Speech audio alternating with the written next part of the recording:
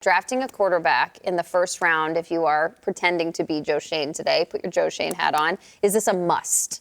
Yeah, I would say it is a must because ever since they benched my beloved Eli Manning, they have been in trouble. I'm a huge Red Sox fan, and so we have the curse of the Bambino. We have that going on. And right now, the Giants have the curse of Eli because they have had trouble with the quarterback position. Now, yes, they are in a great position. They have Russell Wilson, you have Jameis, and you have DeVito. But, however, Russell and Jameis are on one-year deals. And so I feel like you have to go and get a quarterback at 3. And I do like Shedeur Sanders. There's nothing wrong with him sitting the first year because Russell, if he's healthy, he's starting. Like, even when he tore he had a grade 3 MCL tear, he did not miss any games. If he missed games because he was truly hurt, he's going to start, he's going to play. He's someone who's very competitive and is going to do a great job. And there's nothing wrong with him sitting.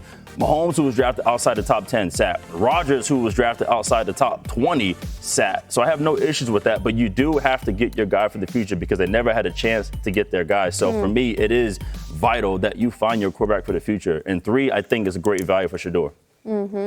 Yogi, what do you think? Is it a must? I convince you, Yogi. I don't think it's a must to get a quarterback because here's the deal when you look at this team. Number one, they have a lot of issues in terms of they just got to win. He's got to win. I mean, what did he say with his body language? To me, watching their GM was, if you get it wrong, you might get seen the you-know-what. Like, I just think they need to build this team to go win, to have this belief, whether it's the fan base, whether it's the ownership group, you name it, go there. And I think Shedeur, he brings such a unique lens to the NFL draft. Let's look at it in college football. You know, you're at Boston College. I've covered college football forever. You look at Shedeur Sanders, and right now I think there's a lot of people I've talked to in the NFL that are like, I don't know. It's new agey. It's social media. It's branding. It's all these things that are not, does he show up at 5 a.m., have a cup of black coffee, and just go to work and watch tape? Then there's the other half. They're like, well, in high school, you're building a brand. In college, you have NIL deals. I mean, quarterbacks have fragrances. They have watches. They have cars. They have so many things. And then among those that I think are okay with the new age of generation of quarterback, I think some of them are saying, well, do I want to bring all of that to here? Especially if my job is in jeopardy? I mean, they start off 1-4. We all know what the narrative is going to be if he's with the New York Giants. So, yes, should they get a quarterback? For sure. Should it be Tyler Shuck? Should be somebody later? Yeah, that's where I go. I don't think at 3 you want to get a quarterback at all, let alone Shedeur Sanders. They got to build this team. Okay, so whoever it is, though, what you're implying is that if the Giants take a quarterback in the first round and they start 1-4, are you saying that guy's playing, or should it be one of those other guys? They're calling for Shedeur. Yeah, if you draft anybody, to me, in the top 10, I get the Carson Palmer example, the examples you gave. Those are such anomalies at that position, especially your back's against the wall, and you say we need a franchise quarterback. You draft a franchise quarterback. I think you need to play your franchise quarterback, especially coming off the season last year. You guys are on this set at the end of the season saying, what's going to happen in New York? And then they came out and said, we're going to bring everybody back. So to me, continue to build this roster. Go get Tyler Warren. Go get a free player if you can. If Abdul Carter's still there, pair him on the outside with Kayvon Thibodeau. Like, you have to get somebody to make the roster better, just fixing the position. Sure.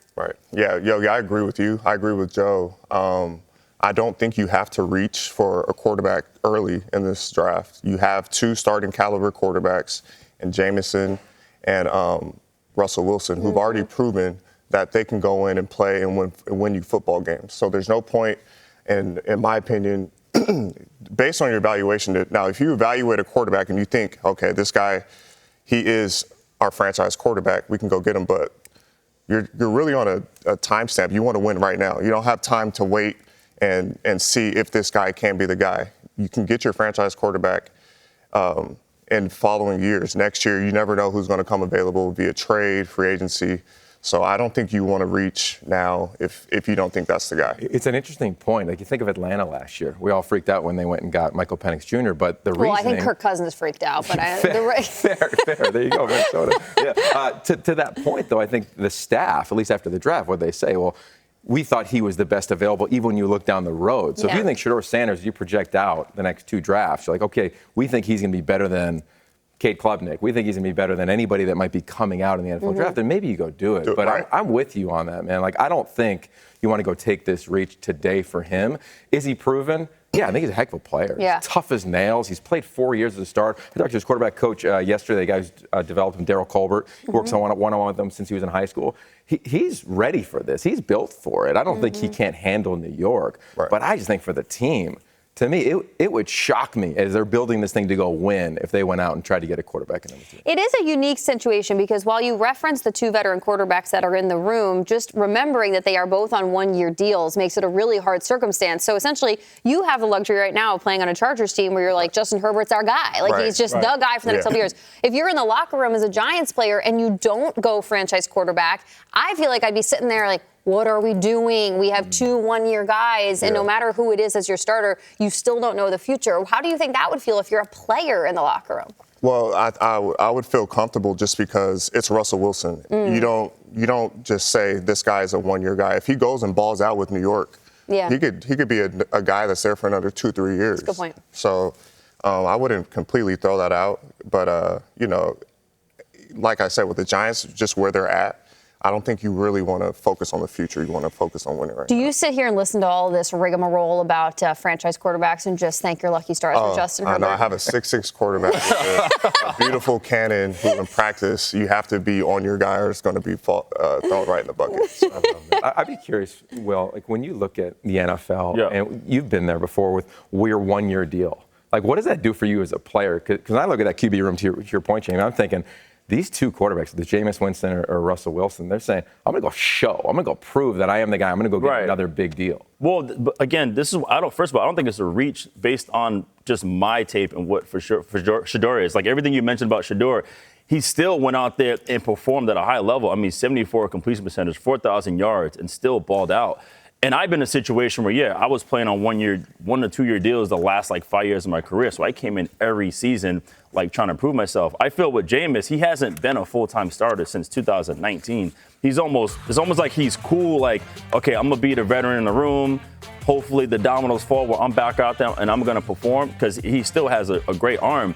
Where Russell, he has always been the starter unless he has not been healthy or unless he gets benched for some crazy reasons. So that's why, again, him on the 1-year deal, which for Russell is more of a prove-it deal. I feel like for Jameis, he's gonna play for another 10 years. He's gonna be another, Briscoe there, just playing forever, always getting signed because of what he adds for a team. And so, the 1-year deal is more so for Russell trying to get more money. But I just feel like for Shedeur, there's no better place for him to sit behind and watch a quarterback, be professional, someone who's won a Super Bowl, someone who's going to be a Hall of Famer in Russell Wilson. So that's why I do like this for them. It's Dillon Gabriel, a lot of fans of his from college.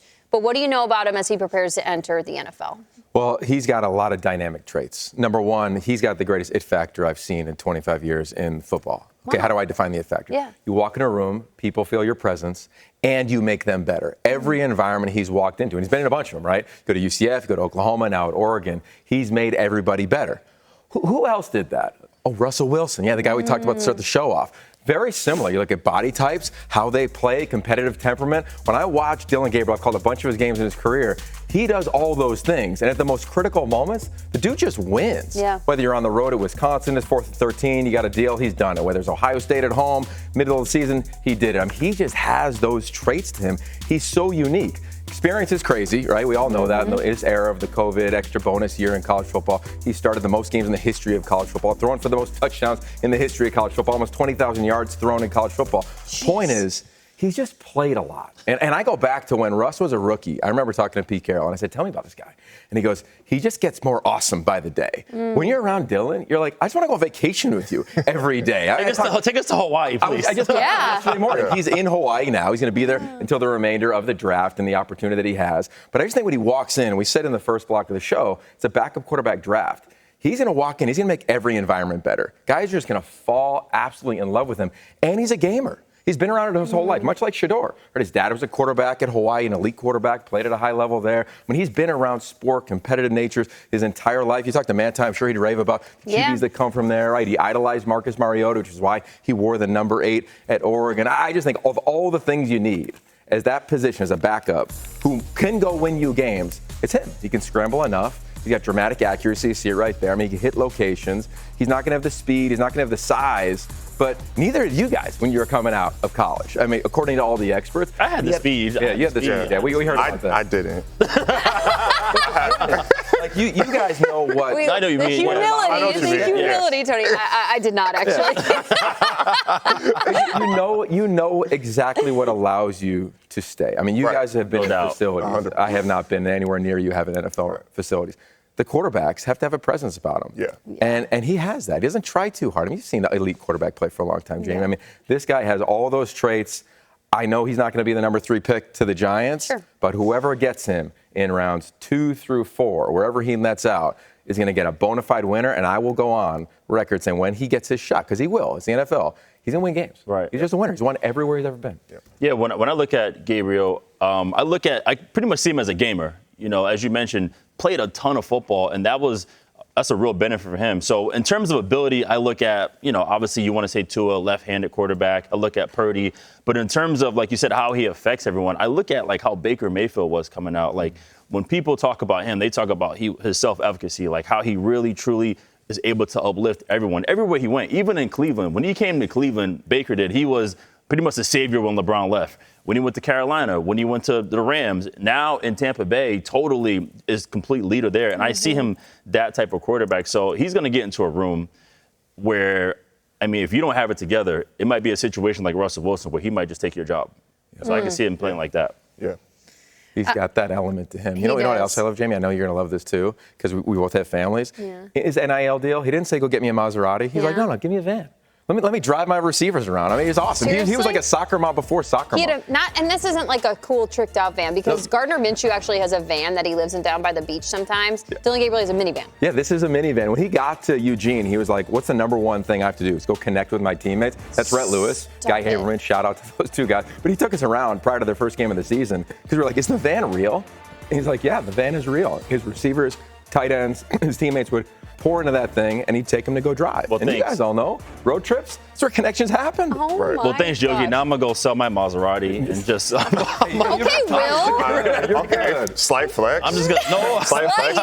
We get fast, it. and he's got a Maserati. And he got a Maserati. Okay. Tony, don't even... No. Am I the only one triggered by the fact that, Yogi, you've said a couple times now that this is a backup quarterback draft? If I was a quarterback, I feel like that kind of pissed me off a little bit, because I don't want to be viewed as that. I agree with that. And I talked to Dillon as a reference. He views himself as a starter, and he should. I just think if you're a GM and you're looking at this thing, you're saying, all right, do I want to spend a first-round pick on a quarterback, and can they be the franchise? Like, truly, not just because you're the starter, you're the franchise, but because you are the franchise. You're that guy. And the numbers, when you look at, I think from 2014 to 2023, I think over 150 quarterbacks have been drafted. I think only 16 remain as the lead dog on their team. I mean, think about that. I mean, it's hard to nail it. It's hard to nail in recruiting. There's 145 star quarterbacks in high school recruiting history. Only one ever won a Super Bowl.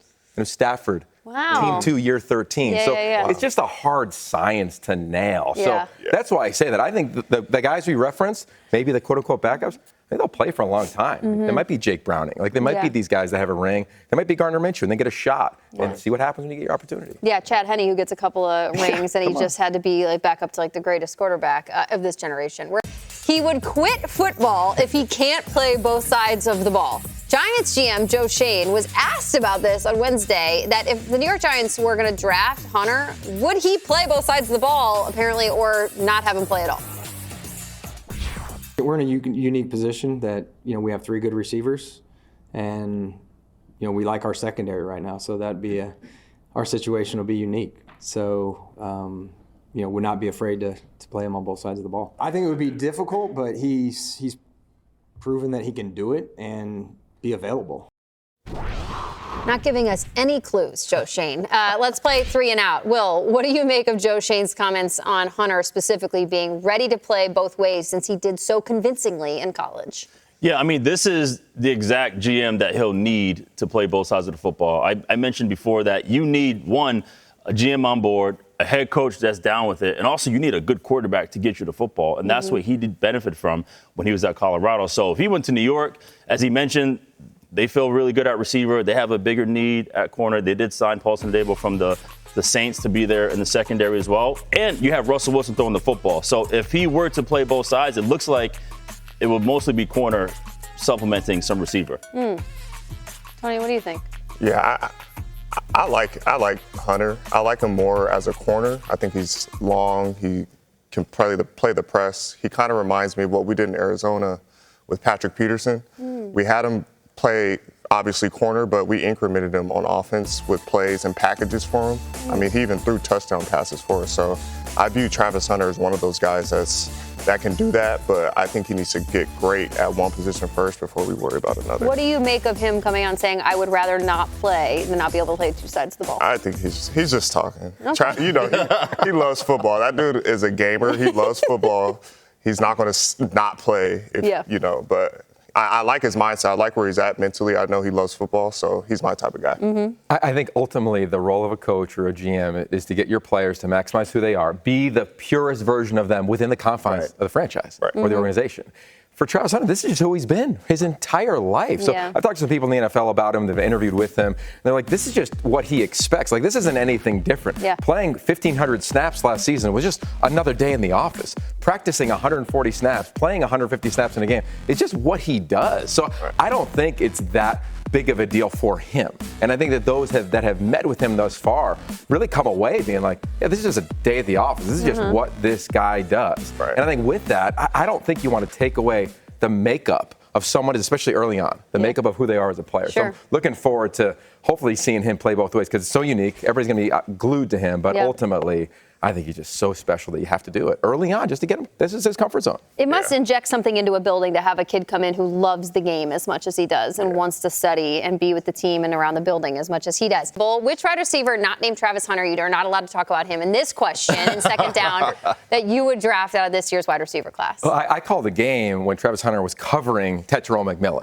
So I'm going to T-Mac in this. He's so dynamic. I had a chance to talk to Brent Brennan, the head coach at Arizona yesterday, about him. I said, tell me about his makeup. How does he approach the craft? Because that's like the knocks right now are on him. And he goes, he's phenomenal. His thought process, the way he prepares for a game, the crescendo leading up to a competitive environment is as good as he's seen. And he's coached Brandon Cooks, let alone many other elite wide receivers. Then you look at his ability. I mean, we're talking 6'4", 6'4 and a half, excuse me. Don't take that half. No, that matters. That matters. He's 20. I mean, he's like Michael Westbrook in the NBA. I mean, he does everything. I mean, watch him in pregame warm-ups. He's catching it one-handed, crossing it over in the air, in between his legs, and dunking it on the goalpost. He's so natural. I think when you comp all the receivers, well, I don't think anybody does what he does. He's that type of freak. So getting in an environment, maybe with you guys at the Chargers, who knows where he would end up, getting into an environment that could just continue to elevate him as a professional, it's going to be the best thing for him. And he's just rising. I think he's phenomenal. I think he's going to be a great get, whoever gets him. Right.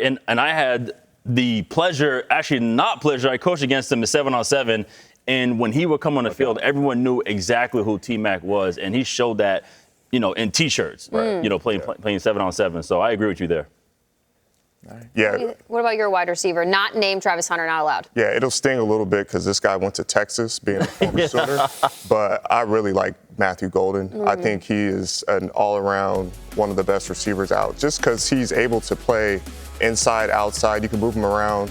His route running ability really stood out to me on tape, and his hands and being able to make those acrobatic catches. Sometimes a quarterback's not going to put it on you. You got to be the guy to be that playmaker, and I think he has that ability to become a really good wide receiver in the league. All right, guys, I'm going off the grid, right? Oh, no. We have a list of guys, and he may not even get drafted. I'm going to go receiver Joey Hobart out of Texas State. And sure, I may seem biased. I know this kid since he was 13, but he is absolutely dynamite. He was able to play quarterback. He's able to punt the ball, return the football. This kid wears no gloves, right? He went to Washington State, and then he went to Texas, Utah Tech, and had over 1,200 yards, 16 TDs. He was all Sun Belt, and I see him more like a Doug Baldwin. And people are like, whoa, Doug Baldwin's unreal. Well, Doug Baldwin was undrafted. He came in, he played special teams, he blocked punts, he was able to return punts, and then he ended up being a legit receiver for the Seattle Seahawks. So Joey Hobart, man, he's going to be my sleeper. He'll probably go undrafted, but he will make someone's football team on special teams, and then he'll be very, very impactful as a receiver. How have you known him his half of his lifetime?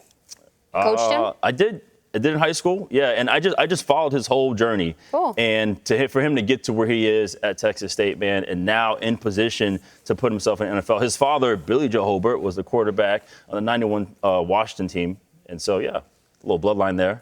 We've never drafted for need around here. I mean, we're never going to. So we're going to pick the best player that we feel fits our program. regardless of the position. I'd say other than quarterback, I mean, I'd say pretty much any position is on the table. So like it always is. So try to stay true to our board. That's the reason we grade the players. So we put the players on the board, we grade them accordingly, we value them accordingly relative to what we think the role is going to be, and then we take them off the board as we see fit. So, I mean, that's not going to change. So you're telling me a couple of years ago you just needed 2 top 5 picks and you traded in to get Will Anderson right after you got C.J. Stroud? That's a pretty good way to evaluate players, but they just so happen to be the best 2 at the time. I understand that, Nick Caserio. He goes best player available strategy. What do we make of this draft philosophy, Tony, as a guy that's played for a ton of teams? You've seen these rookies come and go. How do you approach this when you And you were in the front office for a little bit. Yeah. Exactly. I was just about to mention that. So I was in the front office. I scouted in 2023 with the Baltimore Ravens, and they kind of have the same philosophy, best player available. I remember being with the Ravens in 22. They drafted Kyle Hamilton, and when I signed, that wasn't in the plans, but the Ravens, they said we draft best player available, and I think that's the best way to build a team is draft who's best available. Don't draft for need, because then you can kind of like reach at that moment if you're trying to draft for need. So I like the philosophy of drafting best player available. I think it's the best way to build a team. Yeah, there's really probably 3 positions where you draft for need, and that's quarterback, that's pass rusher, and that's left tackle. You do that for need. But I agree. Like, when you're building a football team, like, you're trying to find really good players that are going to fit that team that can make plays. Because if you go, hey, we need a receiver, and you go get a receiver, but then there's a guy on the board who's probably maybe top 5 on your board, you go get that guy. But it was funny just watching Nick. He's so over this. Yeah. He's like, man, I've been doing this so long. I'm just ready to get to the draft process. Right now, it's all gamesmanship, so it's funny to watch Nick. It's sounding very much quit asking me is what it is like. You know how I do the business, all right? Leave me alone. That's right. Yeah. Look, I think that I want to see like all these GMs just like in a cut up, a rip of like them all just playing poker, because they're just all saying the same thing, right? Kind of nothing, which we all get. Like, no problem there. I'm with both of you, though. I mean, we see it every single year in the draft. When all of a sudden it's like, whoa, they got that guy. I'm like, well, he's the best player there. Right. We're trying to create the biggest, as Bill Walsh would say, the competitive cauldron. The best competitors, can we get them into the same environment? So I think outside of like the QB or like left tackle, no offense to the safeties, right back in 22 with you, man. Yeah. But overall, like I do think there's certain cornerstones, and then there's guys where you're like, let me just give you the best player. Let's make this team a lot better. Yeah, like I go back to the Bengals when they get Jamar Chase instead of Penny Sewell. Like, everybody went ballistic. Yeah. Jamar Chase, obviously, he panned out because he was one of the best players, if not the best player in that draft. So I agree. You get the best player, but there are only a few positions where, like you said, quarterback, left tackle, pass, maybe a corner. That's a need, because those are the prime positions. Former NFL running back, but current head coach of the UCLA Bruins, which also happens to be his alma mater, Sean Foster. And he's at the table. What's up, Coach? In studio. How are the bright lights of LA and California treating you these days, Coach? They're great.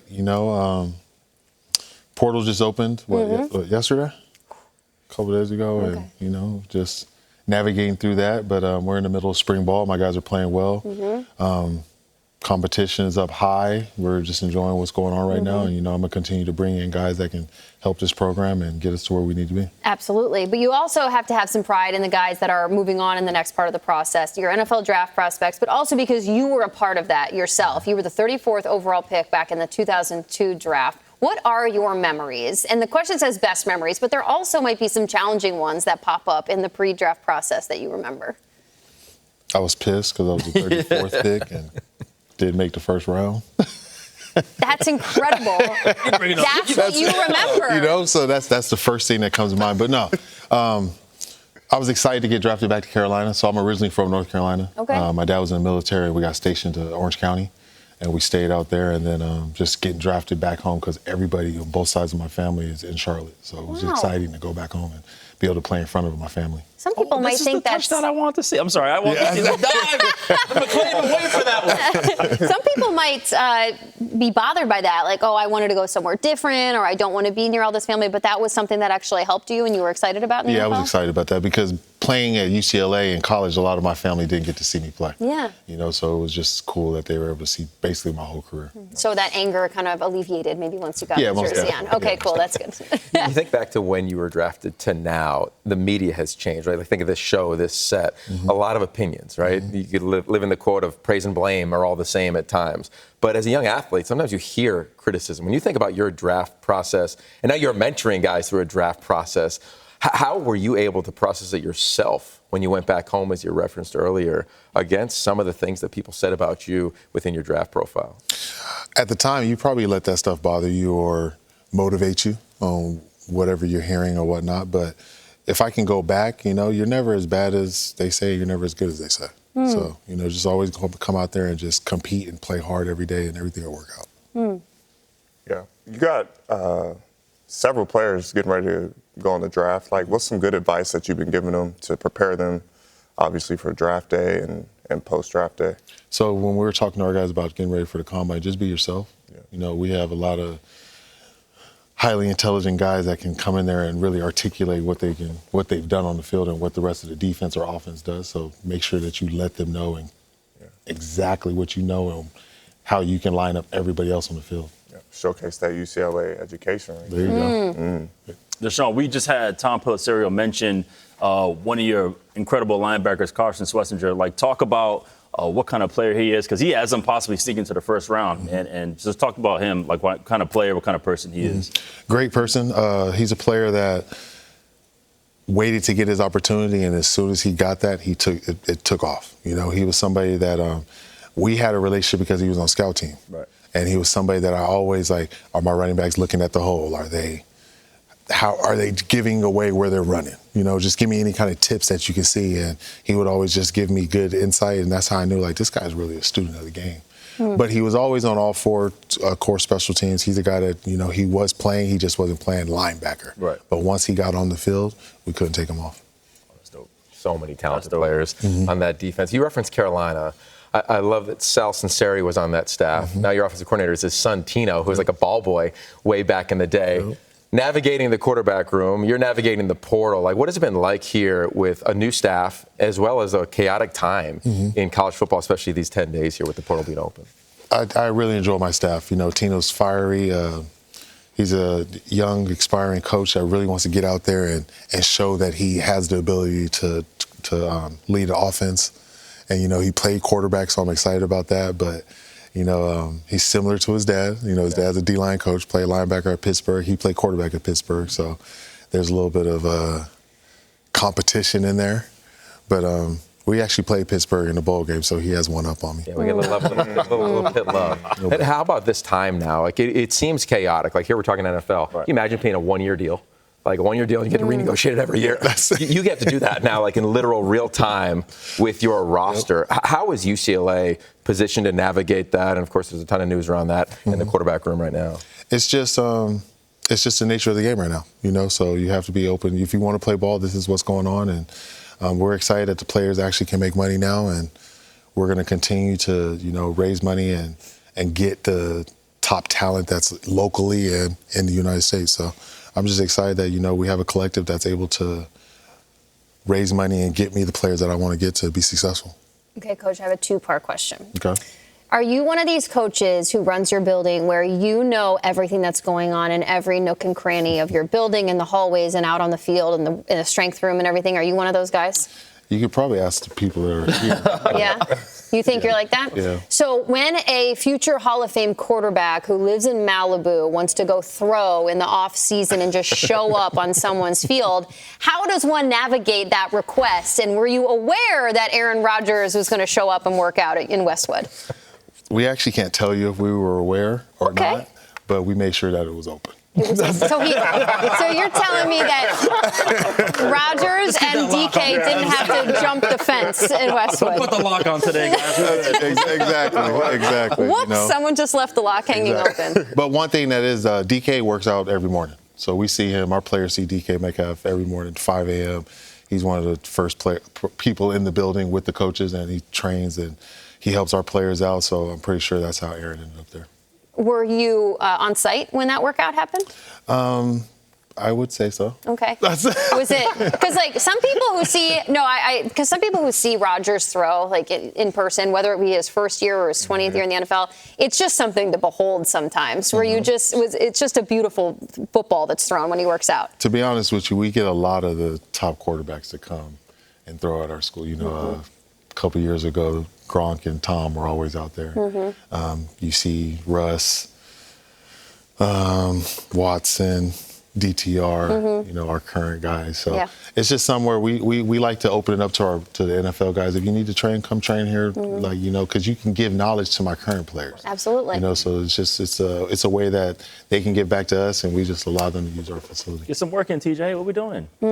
San Diego. That's true. Right after the show, though, we can go. The Aztecs. Get the Aztecs to keep the gate open. Got my workout. So speaking of your current players, you have an event coming up tomorrow in Friday Night Lights. This is going to be at Drake Stadium on the campus there in Westwood. What's going on? And apparently we have even the guys at the table are going to show up. Yeah. So this is a huge event. It's basically Rucker Park on a football field. That's the vision that I had last year, and we probably outdid that. That's how we moved it to Drake Stadium. We needed just a little bit more space. We had easily 6,000 people just on the field, recruits, alumni, donors. So it was an amazing event. We have food trucks. We have 3-0 Baby performing, All the Smoke podcasts, Matt Barnes, Kerry Champion, all types of stuff. So, you know, food trucks, it's just going to be a major event, and it's just something that's going to be a staple that you're going to see in LA for a while. I'm sold at food trucks. Yeah. I'm still at No, the LA food trucks are crazy. the podcast going. That's awesome. That's really smart, dope. Coach. We That's appreciate dope. you so much coming in. Will you come back again? Most definitely. Anytime you guys want to have me on, I'm here. Okay, cool. Keep running the highlights. Right? Yeah. Let us know when that gate's open for us, okay? We'll show up and we'll come do some workouts, all right? Well, you guys are going to give me a little bit of street cred because now I hope my players saw this and, you know, I don't have to answer these questions. Nice. Like, just watch GMFB and you'll hear the answers. Exactly. Sean Foster, everybody. Appreciate you so much. Thank you. Thanks for having me. Absolutely. Let's go.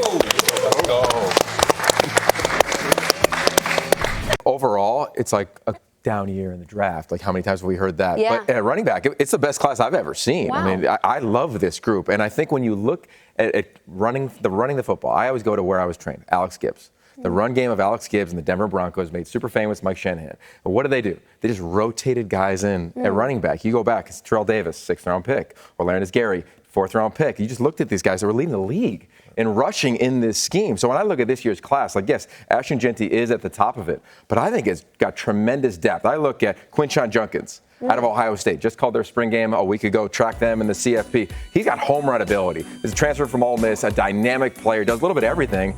And remember, he split carries last year with Travion Henderson. Also, home run ability, probably the best pass protector in this year's draft. Cam Scatterbo, how about him at Arizona State? Another guy who's done a little bit of everything, led Arizona State. He went to Sac State. He went to Sac State, fellas, and then he found his way to ASU, led them to the college football playoff. Again, I go to zone schemes under Marcus Arroyo, their offensive coordinator, the one-time coordinator for Tampa Bay back in the day. And then I think about Caleb Johnson. He's a massive back. We're talking about 6'2", 240. He played at Iowa, very big time. A zone scheme. The entire system was based on what Alex Gibbs did back in the day. And I just think we see his fingerprints all over the best run games in the NFL and in college. So there is a world, if you miss on Jeanty because you don't draft him early on, I think the value is so big time. And I think in the history of the NFL draft, guys like Derrick Henry, 2nd-round pick. Like, you don't always have to be a top 10 pick to be an elite bell cow type back. Yeah, no, I agree with you in terms of, like, the best running back class. In terms of, like, it's deep. Like, there's going to be a lot of running backs in the 4th, 5th, 6th, 7th round that are going to contribute. Nowadays, right, you have a big running back room. You're using 2 running backs. And I love the example you made. This is in the Shanahan scheme because Kyle, he finds running backs wherever, and they fit and they're able to perform. I mean, we're not even talking about running back from Oklahoma State, Ollie Gordon II, who was a Doak Walker winner in 2023. On some lists, he's ranked number 24 as one of the backs in the country. So I think right now, in terms of what's going on here, like, some teams, they're just going to wait later because there's so many talented players that's going to be later on. In terms of, like, best class, there aren't going to be many. There might be 2 in the 1st round in Jeanty and Hampton. But just overall, you're going to find guys 6th round, 7th round that are going to contribute to your team immediately. Yeah, I agree. Very deep running back class. Obviously, Jeanty headlining that, but there's so much talent. And the way that teams are using their running backs by committee, I don't think they'd be in a rush really to go early and get these backs because they know they're going to be able to get valuable backs in those mid rounds. But Jenny, I watched his tape, and he's that guy. And I saw what he put out yesterday, sending out to the NFL teams, how Saquon did it. I could see this guy being in the right scheme behind the right offensive line and making that type of impact on the offense. I really believe this guy here out of Boise State is going to be an impactful player. Well, what was his line? I think at the end of that letter in the Players Tribune, it was like, "Don't run from me, because I'm going to be running at you." Yeah, I like that. That's a bar. That's a bar. That's a bar. Like Jenny, I was in New York City covering the Heisman and just ran into him in the elevator. And you meet okay? him. Yeah, I'm all right. I mean, he's not the biggest guy in the world, but you see him. Like we talked about earlier with Dillon Gabriel, like he just lights up the elevator, right? Yeah. He lit up Times Square. Right. He's got this infectious ability. And what I love I think most, take out his style and scheme and all of his unique traits, he didn't run to another team. Right. We're in this world where he's at Boise State. He's the guy who went to Italy, didn't play football his 8th or 9th grade year, and then to find his way back, as he referenced in the piece, fall in love with the craft. There's a lot of teams. Yeah. I'm sure Deshaun Foster was just here, would have loved to have him at a Big Ten school in UCLA, but he said, no, I'm going to lead Boise State to a place they've never been. The playoff. I mean, they got back to like the Chris Peterson era with what he did. So I just think that's going to be unique. And then what do the Raiders do? Do they do best available? Yeah. Do they take need? Like that is going to be the interesting part where they sit, I think, in the draft. When I look at prospects, running back prospects especially, I always look at their get off me ability, which Quinshon Judkins, like he had a couple of those where he just stiff armed a guy. My favorite story from this show, one of them, and I'll bore you with it because I know you guys haven't heard it. Jason McCourty's a rookie with the Tennessee Titans, and he's in his second year, and Derrick Henry gets drafted, and they're all sitting around at the lunch table, and they're like, "Okay, rookie, stand up," and Derrick Henry stands up next to Jason McCourty, and he was just like, "Oh my God, I can't believe somebody else has to tackle that guy. That's a nightmare." What's it like to have to tackle some of these guys, especially the units that are coming out of the running back? You have to go back to your fundamentals, keep your head up, because these guys I don't know what they're feeding these young kids That's now. Crazy. They're thigh boards, and like they're so thigh boards. Yeah. Again. Well, that's our target point. As a defender, you want to hit him in the thigh board. Nick Cross was here this week, and he's all about the thigh boards. He's at thigh board? I was like, okay. my God, there we that go. word. Shout out Nick. Terrifying. But yeah, I mean, it's tough now with these backs, and like you really just need to be on your fundamentals at those times. So it's getting tougher, and now with the schemes, now they're trying to make the balls bounce so that the corners have to tackle these guys. Right. So it's tough. It's tough. Who is the hardest takedown that you've had to do with a running back in the NFL in your career? Marshawn Lynch. Oh. Marshawn Lynch, and I was with the Cardinals. So I had to see him twice a year. Oh. I know you guys remember him Sunday night. Beastquake too? Oh man, I got ripped. In that meeting because I got cracked on the crack block. So no. That was kind of the reason, but. That was a very tough tackle. Very tough tackle. Don't say any specific play because we have an innate ability on the show to find plays. No. Don't show it. Don't air it. No. Research, they're good. The point is, he can take. We're going to see it any minute, so it's all good. Earlier today, the U.S. Olympic and Paralympic Committee and USA Football announced the USOPC's formal certification of USA Football as the national governing body for American football. This is an important step along the pathway towards football's historic first ever inclusion in Olympic competition when flag football makes its debut at the 2028 Olympic Games. Joining us now is Scott Hallenbeck, CEO of USA Football. Scott, good morning to you. Good morning. Scott, so this must be significant in the process for U.S. national flag teams and their road to L.A. Why is that? Well, first of all, this is a momentous occasion for really all of us in football. We're now part of the USOPC. We're a member, as well as, now formally in the family of the Olympic movement. So this gives us that critical step to now lead and, identify, train, select, and ultimately lead, as you said, the men's and women's national teams to the Olympic Games. So an incredibly exciting moment. It also opens up all kinds of opportunities for our athletes. Mm-hmm. We will be working very closely with the U.S. Olympic Committee's Sport Performance Group. There'll be funding opportunities. There'll be all kinds of new resources available to our athletes. And there comes with great responsibility. We have to work very carefully and diligently with all the stakeholders to set important standards and best practices in place. There's a intense focus on being athlete centric. So doing as much as we possibly can for the athletes to put them in the best position to go win gold medals for our country. A lot of football players can don a lot of different jerseys in their career, but now Flag is allowing players to wear USA, which is massive in their career. USA Football recently held tryouts for the 2025 U.S. national flag teams. What is the level of talent that you're seeing across the country right now, especially from maybe girls and women? It is incredible. In my 30 plus years of being in sport, I don't think I've ever seen a discipline of a sport, flag football, scale as fast as it has.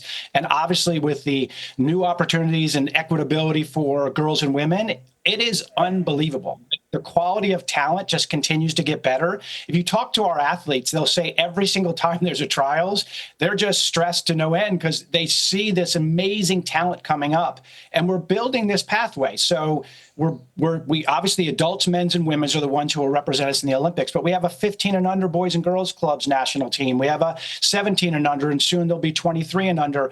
The talent at those younger levels is just off the charts. So it bodes well for our country, but the rest of the world is catching up quickly. Well, it sounds like we put everybody else on notice at IFAF recently. Both the men's and women's U.S. national flag teams won gold at the 2024 IFAF World Championship amongst a field of 55 teams from over 32 countries. How high is the level of international elite flag competition and where it's headed for LA 28? Yeah, it's moving very quickly. So as exciting as this is today for USA Football, and again, all of us in football to be now officially a member of the USOPC, the rest of the world is doing the same thing. So our friends in Australia and UK and Germany and you name it are all now members of their National Olympic Committee, and they're getting a bunch of resources and funding and support. So sort of all boats are rising. And we had already had, to your point, a very competitive World Championships, and we expect that to continue. This summer will be Continental Championships all over the world, and then next year will be a really important World Championships where the top teams can actually be automatic bids to the Olympics. So this is a huge, momentous opportunity for us, and the rest of the world is moving very, very quickly. I know for our set on GMFB being in LA, we have a lot of pride in LA 28 and the fact that this will be the first site of flag football in the Olympics. Scott Hallenbach, thank you so much. To learn more about USA Football's national team pathway, go to usafootball.com/national team. Scott, we'll chat again, I'm sure, before LA 28.